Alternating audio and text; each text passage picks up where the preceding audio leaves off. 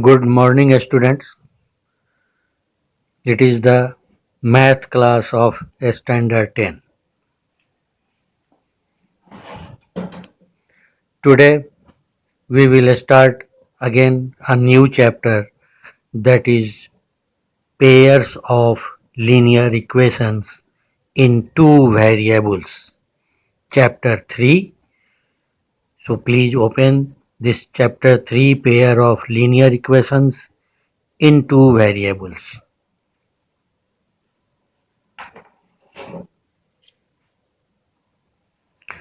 So first of all, today we will learn about the important rules. What are the important synopsis? We will see this synopsis. First of all, we will understand or know the concept of the chapter. What does it mean? So here we are going to learn about the pair of linear equations. Means there will be the two linear equations in two variables, means only x will be not there. Any two variables, it may be x, y or anything else. So there will be two variables. We know from your lower classes that linear equation of one variable very well. Now we will learn about the linear equations. Linear means having the maximum power 1, and it is of two variables. So coming to the important synopsis, it is two linear it is two linear equations. It is not, rather it is if it is two linear equations having the same two variables. Okay, there are two linear equations and having the two variables. In short, we say a linear pair. These linear equations are also said a linear pair of two equations, two linear equations. So the general form of linear equation is normally it is given by this: a1x plus b1y plus c1 equal to 0, and second equation is a2x then b2y plus c2 equal to 0. So this is the, it is two linear equations having the same two variables. You see, in both the equations, the two variables are same. In both x and y, two variables are present. It is not like that in second equation some variables are different from the first equation. Okay. Now what are these things? A1, A2, B1, B2, C1, C2. These are the real numbers, or you can say coefficient, but coefficient is of real numbers, such that this condition also, this condition holds. A1 square plus B1 square is not equal to 0, and second, this A2 square plus B2 square is not equal to 0. Then these two equations are called linear equations in two variables.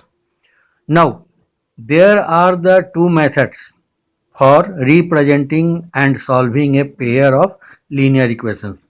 Now here we will know how many methods are there for solving a linear equation, and also how will you represent them.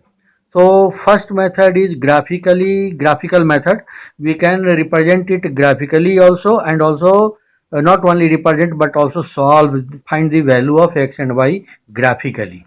So this is the first method, graphical method. The pair of the given pair of equations is represented by, in this method, the given pair of equations is represented by a pair of lines on graph paper. So this the given equations can be represented as a straight lines, pair of lines. There will be two lines on the graph paper when we will draw or represent on the graph paper. So coming to the, these are the three cases. Now three cases arises. Yes. Now three cases arises. Now three cases arise.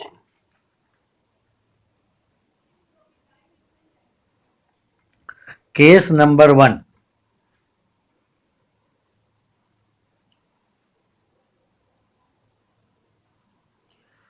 In case number 1, when lines intersect at a point, this may be possible that if there are two lines AB and CD, they may intersect at point P. Second case, when the lines coincides, suppose AB is a line and the another line CD coincides on it, means just covers the previous line, AB line. This CD line is covering it completely, thoroughly. And in case third, when lines are parallel, it may be the possibility of the third case that lines may be parallel.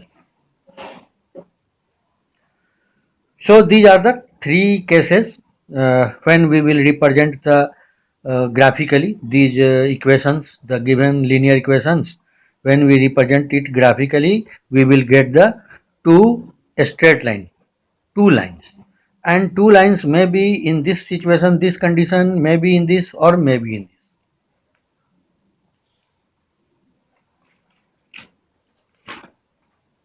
Now we will discuss these three cases separately.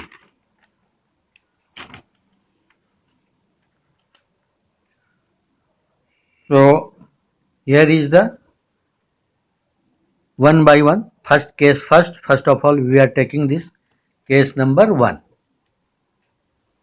So in case number 1, the point of intersection is the unique common solution.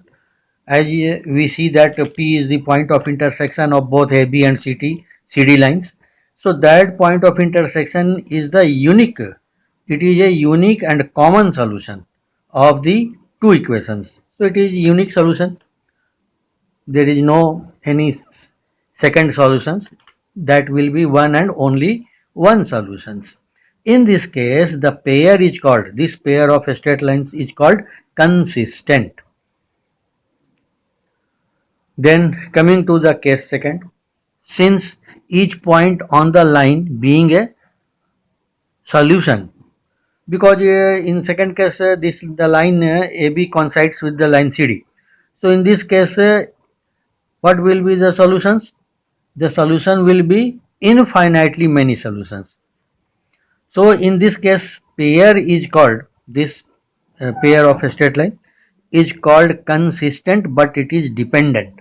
Not only consistent, rather also it is consistent, means here it is dependent consistent. Case third, since there is no point of intersection, hence the pair has no solution and is called inconsistent.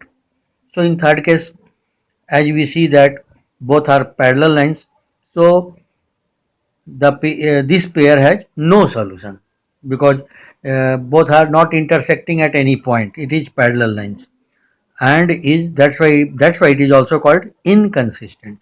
Now second method is the algebraic method. Coming to this algebraic method, we see here there are three methods. In algebraic method, we will learn the three methods: substitution method, elimination method. Third is the cross multiplication method. Now, again three cases arise. First case, when a1 upon a2 is not equal to b1 upon b2. In this case, the pairs of linear equation is consistent. And if the coefficients having this relation a1 upon a2 equal to b1 upon b2, but both are not equal to but c1 upon c2. b1 upon b2 is not equal to c1 upon c2. So in this case, the pair of linear equations is inconsistent. And coming to this third case, when a1 upon a2 equal to b1 upon b2 equal to c1 upon c2, then the pair of linear equation is dependent and consistent. So this is dependent and consistent. Now coming to the notes, some notes is given here. Consistent means, here I have explained what is the meaning of consistent, means solution exists, and inconsistent means solution does not exist. Please remember the meaning of these two words, consistent, what does it mean, and inconsistent also. Homework, do your this pending sums, because today I have just explained the entire theory parts of this chapter. So that's why there is next day we will start the exercise. So for that time, you, if you are having any pending homeworks of the previous exercises, please complete them, and then from next day we will start the this exercise of this chapter. Okay, thank you, have a nice day.